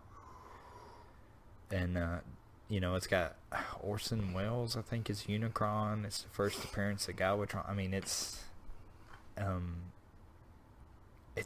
they remastered it, and man, it still looks good. I mean, they don't make animation like that anymore. And I was gonna put Transformers and I was gonna put Akira in the same spot, but I didn't. I just took Akira off because I didn't watch that until, I was a late teen. Yeah. So this is one I remember. Transformers has a big spot. But we gotta. Plus, it's got the most badass theme song ever. So you gotta put that theme song in here. Oh, it's so good. But you're number 4 for sci-fi. Didn't they have a Queen song too as a theme song? Maybe. I know Weird Al shows up in it and stuff like that. I was thinking of a Queen song too. It might. I don't know. I was. Here we are. Yeah. Is that Masters of the Universe? Yeah. Okay. All right. My number 4 is a little movie called Howard the Duck. Oh shit. Oh, quick. This movie I know doesn't hold up as far as I know the special effects are horrible, terrible. But I loved it. I watched it so much. My middle name is Howard, so I've always had people my middle name comes up, they always say Howard the Duck. This is when George Lucas started going crazy. No, this is awesome. Howard the Duck. It got to be the first time I ever saw Tim Robbins. This is the first time I ever saw duck boobs. I think it's still the only time you've seen duck boobs. Oh God, Playbill or something. Oh God, what a terrible movie. Oh Jesus. But I loved it. So yeah, what was your number 4? Everybody loved that movie. I mean, looking back now, it's like it's terrible. But back in '88 or whenever it was released, it just makes no sense. The girl's flirting with him, and I don't know if they with a damn duck. Okay, my number 4. Is a little known movie that has 100% on Rotten Tomatoes, The Terminator. Wow. Yeah, I mean, like I said, the start of Arnie, this was his second big movie for sure. And James Cameron, he's like the godfather of sci-fi. Yeah, he doesn't put out a lot of movies, but he puts out quality. Which, like I said, when we was talking about Avatar, it's like you really don't bet against James Cameron, though. Mm. He made this movie for $6 million, and it made like $80 million in the movie. And speaking of that, the Transformers movie made $5 million. I don't think it was a wide release, but I mean, Terminator. I mean, it started a whole franchise, and now there's 5 movies and a TV show and all that stuff. But T2 was 91, so I would put T2 over Terminator. Terminator is almost like a horror movie at first. Kind of feels like it's just like one of those killers that just keeps coming. Cameron's not good at horror movies. He's good at action and sci-fi. So, I mean, that's the only thing against this movie, you know. But let's go to our number 3 for sci-fi. My number 3 is E.T. the Extraterrestrial. The world's most deadly alien ever is E.T. Did I ever tell you this? No. He comes and he's a symbiote. He bonds with Elliot, and then he sucks the little boy's life force away, and then he realizes he's killing him, so he lets him go. I didn't watch this movie until probably 92, 93. So about 10 years after it was released. Yeah. I've rode that ride at Universal, and I cannot believe that ride is still there. I didn't know they had a ride. Yeah, where you pedal a bike and it takes you to E.T.'s home world. Wow. That's one of Michelle's favorite places down there, because I think it's the smell of the place. Like it has this weird smell. Like I can't describe it to you unless you've been there. And then if you've been there, it's like, oh, this is E.T. for sure. Yeah, it's a good. I like a good alien movie. You know, it doesn't have to be scary. Just the thought. I love the thought of aliens. Anyway. It's Spielberg. Yeah. I mean, Spielberg's awesome. Yeah. I don't care about the time period like the Schindler's List type movies. I just want a good ride. Yeah, which I don't know. Maybe he's too political now with Tintin and stuff like that. It didn't feel as great as his old glory. I still like Tintin, but it was okay. But he's got Big Friendly Giant coming out. I've never read the source material on that, so I saw the BFG and I'm thinking big fucking gun. Yeah. Yeah, but here's hoping that he'll come back. My number 3. Do you know the full title of E.T.? The Extraterrestrial. No. The full title? No, I thought that was it. No, like the actual full title is like E.T. the Extraterrestrial and His Adventures on Earth. No. Yeah, I'll find it. Speaking of that, Lucas isn't the only one that went back and remastered his movies and added CG. Did you know that in E.T., when they fly up, the cop is holding a shotgun on them, and they changed it to walkie-talkies? Yeah, I haven't actually seen it. I've seen it. But I kept hearing about people complaining about him. Like how Lucas did it. He went back and edited it. It shouldn't be. It should be a piece of art. You should put it on the wall and leave it. Yeah. If like with me with drawing, I'm a perfectionist. I'm going to come back to it 1,000 times if I don't just stop. Yeah. But yeah, I didn't know that about the title. But my number 3 is Back to the Future.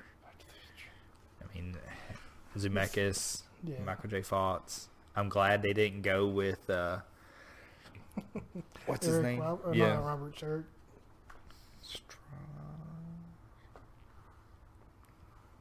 If I hadn't said this, I'd have it on my mind. But yeah, I mean, this movie it's great. It's great to watch now. It'll be great in 10 years. It's not ever going to fall out of favor, for sure. Is it Eric Estrada? Is that the guy from Chips? Oh, Jesus. Stoltz. Yeah, Stoltz. Eric Estrada. Jesus. I've seen that. He does his little weird hair thing. Okay, so Back to the Future. It could have been my number 1 on this list. Everybody knows about Back to the Future. It just seems... I just think of it as a comedy in my head. But yeah, so you're number 2 on this list. My number 2 on this list is The Terminator. The Terminator. Yeah. Nice. I didn't see the first one until way later. I saw the first one after I saw T2. Yeah. And while T2 to me is a more fun movie, Terminator is a really, really good movie. Yes. It was done really well. It's a darker movie, for sure. It's most definitely early 80s, though. Yeah.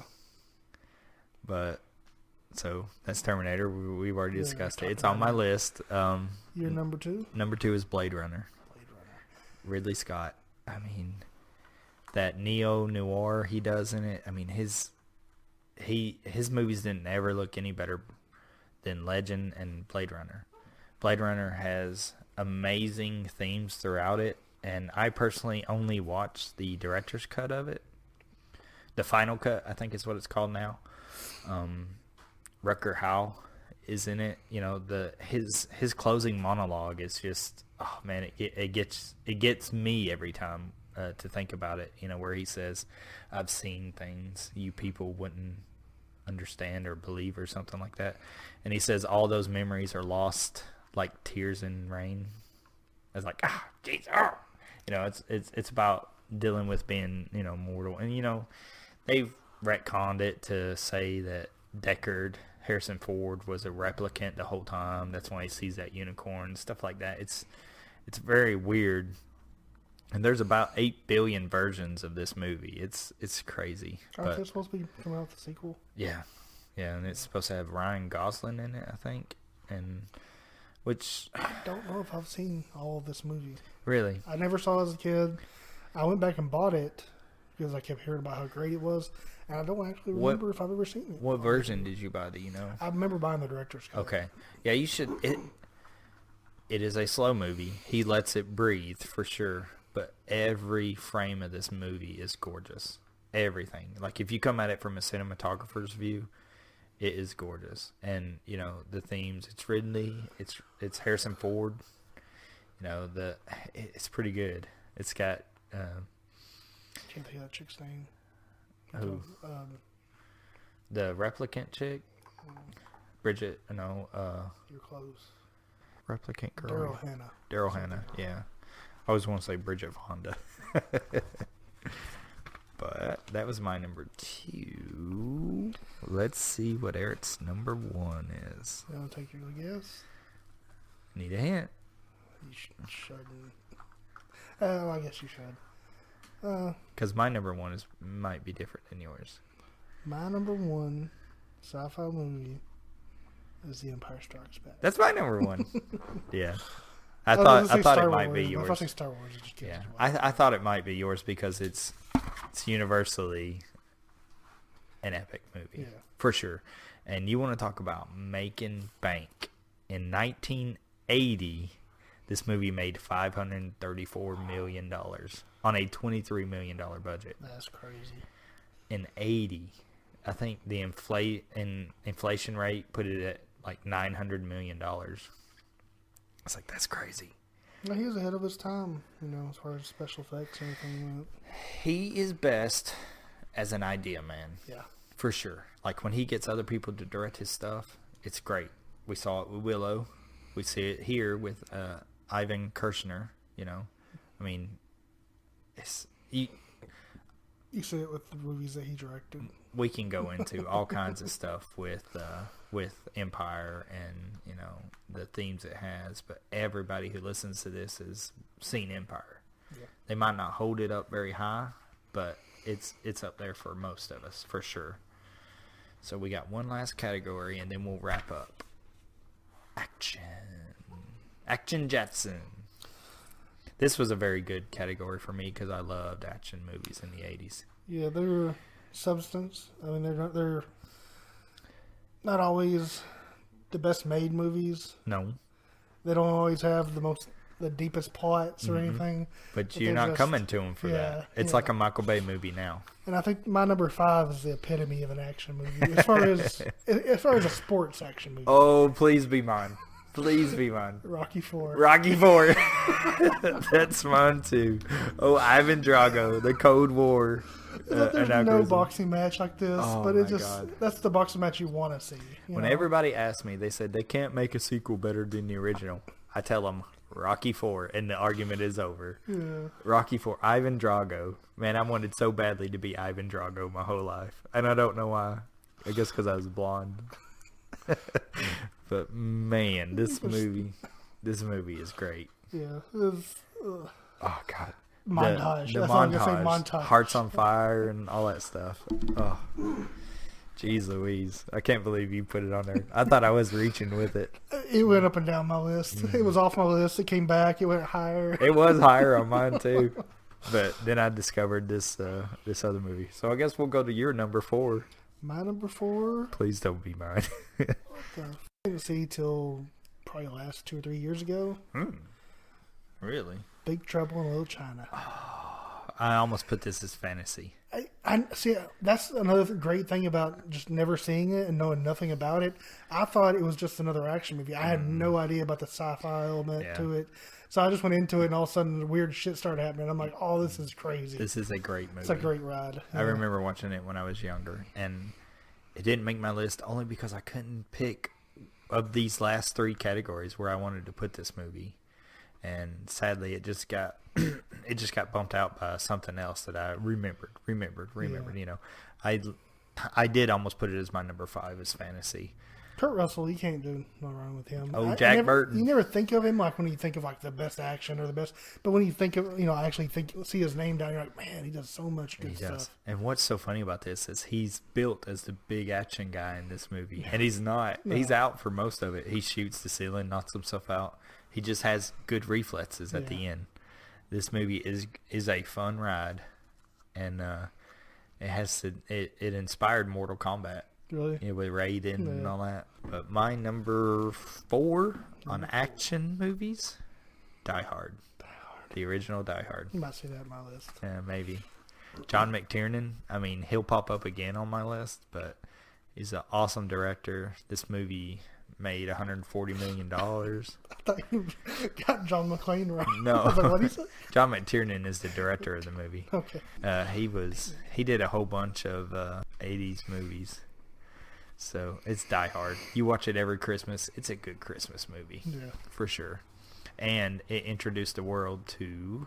Yippee-ki-yay, motherfucker. Alan Rickman. Oh. That too. It was his first movie role, which, rest in peace, Snape. Yeah. But, he's such a good actor. Yeah, he was so good. All right. Number 3. My number 3... is my favorite of the series. A lot of people like other ones. Ooh. My number 3 is Indiana Jones and the Last Crusade. I knew it. I knew it was going to be either the Last Crusade or the Temple one. A lot of people like the other ones better. To me, this is just the more fun one. Junior. Yeah. Junior. Or Sean Connery in it. I do like Temple, for sure. Last Crusade is awesome, but my number 3 is Raiders of the Lost Ark. I mean, it's kind of telling to think that, these movies are really great until you get to the 4th one. What 4th one? Well, sadly, pretend like it doesn't exist. Sadly, it does, and there's swinging monkeys on vines, and but it's fucking Shia LaBeouf. Harrison Ford again. George Lucas was the story guy. You see these people pop up over and over. Mm-hmm. Screenplay was also by Lawrence Kasdan. He's a bunch in there. Directed by Steven Spielberg. I mean, this come out in 81 too. That my movie did. Yours come out 86, something like that. Probably 3 or 4 years after. I don't have it here in my notes. My movie made like $389 million, so I'm sure yours did quite as well too. It's just, you can't go wrong with Indiana Jones. Yeah, unless you make it about aliens. Yeah. The third one's it's more of a fun action, where the first 2 are a lot darker, grittier. The second one's a prequel. It is? Yeah, yeah. And the third one deals with his father issues, because it has young Indiana Jones. Yeah, at the beginning. River Phoenix. Yeah. And it explains how he got his little scar and all that stuff. But it's about finding the Holy Grail. Yours is. Yeah. And mine's about finding the Ark of the Covenant. So, I mean, you can see a whole lot of religious themes. I think a whole lot of my religious knowledge might come from these movies, which is kind of bad. But so, Indy is number 3 on ours. We can say that. Yeah. I do like the second one though a lot as well. Yeah, I like all 3. They're all 3 very good movies. Very, very good trilogy to buy. You can throw away the other one, give it to someone or something. Yeah. So we'll go with your number 2. Yeah. My number 2 is RoboCop. Oh, yes. What's his name? Paul Van Hoven or something like that. The director. Right. Yeah. Man, this movie should not have been marketed the way it was. It should not have toys. No. It should not have any of this stuff. It is so... Bitches leave. I should not have watched this when I watched this movie. It is so violent. It is very violent. When they shoot him up, it's just it's brutal. And, you know, I always thought, yeah, it's a little violent, you know. I mean, I watched it as a kid, and then I was like, I'll revisit it when they redid the other one. I was like, holy shit. Yeah. It's like, whoa. And going back and seeing, I can't think of his name, but the guy who plays Red. Red Foreman. Bitches leave. Yeah. But it's a very, very gruesome movie, for sure. For action. Mm-hmm. Okay. Your number 2? My number 2. Can't believe you're, well, I don't know. Number 2. What? Yeah, go ahead. My number 2 is Predator. And this was almost on my list. It would probably be 6 or 7. It needs to be top, buddy. No. I will argue this one. Bitches leave. No. Predator. I mean, this is the quintessential guy movie. And this movie holds up. It looks beautiful. It's shot real effects, you know. It's got all kinds of little things. It made Arnold for sure. This is his heyday. Yeah. He did Total Recall, all that stuff after this, I think. And this was 87. It actually released on my birthday. I was like, oh, I would have went to that if I wasn't 4. But I mean, it's got all kinds of stuff. This stuff will make you a goddamn sexual Tyrannosaurus. That's what Jesse Ventura says in it. Fun fact, it was originally the Predator was supposed to be Jean-Claude Van Damme. They actually shot footage with him, yeah. And it was a different type of Predator. He looks like the Orbiter in Halo, you know, the other creature. With a, you know, it looks a lot like that. Is he running around doing splits on stuff? See, that's the problem. They didn't like him as the person because they had Arnold, Jesse Ventura, Carl Weathers, you know, they had Bill Duke, just these massive men. And you got like 5'6" Jean-Claude Van Damme. It's like, it's not going over too well. So they got this other guy, forget his name actually, but he played the Predator in almost all of them, but he was like 7 foot tall. He was massive.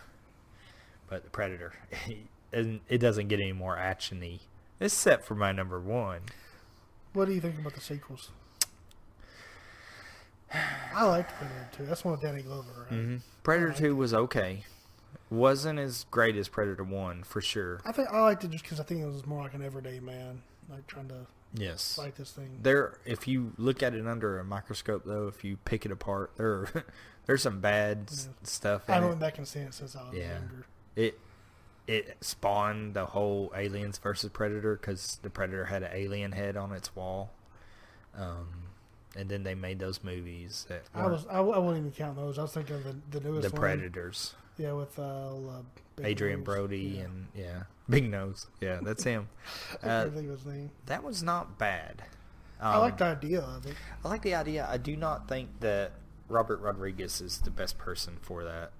I was excited about it when I first heard about it, but after seeing the product, it has very good moments in it, but it falls flat at the end with Topher Grace as a serial killer, which we saw beforehand.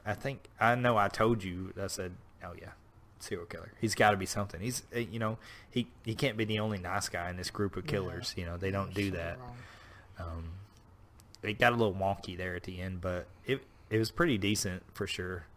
Oh, fun fact, Predator made $95 million on a $18 million budget. Wow, that's crazy. It's ridiculous. That's what that is. And now they make movies for $300 million. Jeez. No wonder you have to get $1 billion just to break even on this stuff. Okay. One final one. My number 1. Action movie. It's already been mentioned. By me or you? Well, I'm not going to put it on. I know. I mean, it'd be me. In this category, Die Hard. Yes. Yeah. My number 1 is Die Hard. Such a good movie. Yippee-ki-yay, motherfucker. It broke the trend of having a huge, giant action hero. And it was actually supposed to be. Yeah, it was supposed to be. Wasn't it supposed to be Arnold at the time? Arnold and I think Stallone both passed it up. Yeah. And, launched Bruce Willis into his action career. Yeah, which, don't get me wrong, I like Bruce Willis, but I don't like him as a person. Yeah. From everything that I've known. I've never met him, actually, but... I haven't. He was dick. That's a lie. No, but a guy I know. Personally? No, it's just a great movie. It is. It's a very good movie. And like I said, watch it every Christmas, folks. Yeah, we've already talked about it, so there's not really much more to say. Throw in some stuff. What is your number one? I'm pretty sure you know what it is. My number one is Aliens. Oh. I was thinking it was going to pop up in the sci-fi. That's all I forgot about. Yeah, the ultimate action movie. Yeah, I can see it. Like I said, you don't bet against Cameron. And everybody... Alien would beat this movie, but it was 79. Yeah. So you like Alien better than Aliens?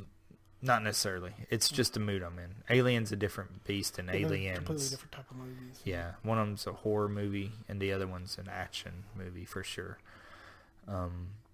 Aliens, though, I mean, I've seen this movie so many times. I can quote it. I mean, I've seen like 2 or 3, maybe.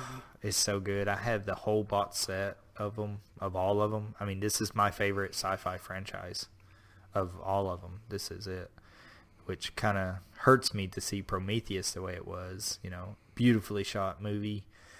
Terrible writing with Lindelof, though. I mean, everything this guy touches is just, it's great concepts, no payout. Yeah, he never finishes anything. It's the Lost syndrome. Yeah.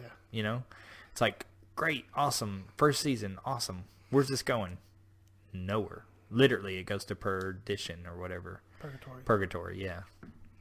So it's like, oh God, it's like, get him to write the initial script and someone come in behind him to clean it up.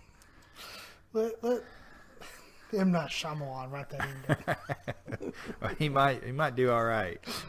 Aliens, made for $17 million. That's crazy, because any kind of sci-fi space movie usually takes a lot more Yes, and it made 183 in box office. And I've given it quite a bit of money myself. You know, not in box office. I wish I had seen this in theaters. We unfortunately missed a whole lot of these. I don't think I saw actually any of these in theaters. I didn't. Any of these on my list. I do love doing these little lists. Like it makes me think about it. I may have over prepared, but we're talking about doing maybe a 90s version of this. We're gonna do a flop version. You know, movies that flop that we love. Yeah, they're still good movies. They just didn't make the money that they're expected to. But yeah, that was quite a long list that I we enjoyed had. doing these lists just because going back and having to look up through a couple hundred movies and you see stuff you hadn't seen in so many years. I went and bought 3 or 4 movies on eBay, just movies I haven't seen because I keep reading about how great they are, and movies I did see that I want to see again. Yeah, I found my Transformers, and I was going to watch it last night, but I got vetoed out of that. Have you ever seen Outlander? Sean Connery? Yeah. I haven't seen it since I was little. Yeah. And I remember liking it. I bought it again. So one of the podcasts I listened to, the sci-fi film podcast, they did Outlander as one of their things, and I was like, "What is this movie?" And Sean Connery with a shotgun on space cop. Yeah, he's the space cop off the moons of Saturn. I think it's on Titan, but it's just it is a cop movie based in space. Yeah, you know, he's just a drug bust. You know, there's nothing extravagant about it, but it's really good. I mean, it was really good to do these 80s movies because it's our childhood. Yeah, I mean, it's our childhood, early childhood, and everybody has seen some of these, I know for sure. You know, and we got a couple of oddballs in them, so that was really good. And that's why I think, you know, we'll differ on this list. You know, we have our 90s might stew a little closer. But it might vary. Well, we'll have to see. Yeah. We'll have to come back in a couple of weeks. I think it'll be the same as this. We'll have some that strike the same number, and we'll have some that like, I can't believe you made that your top 5.